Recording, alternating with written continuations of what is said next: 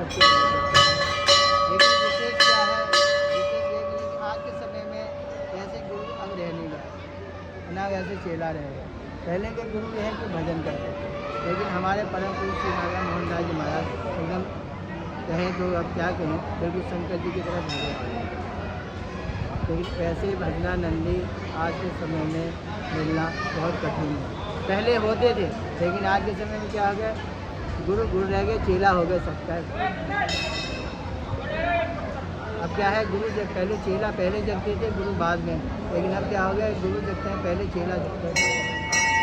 सब लोगों को है, इसलिए सब लोगों की यही है।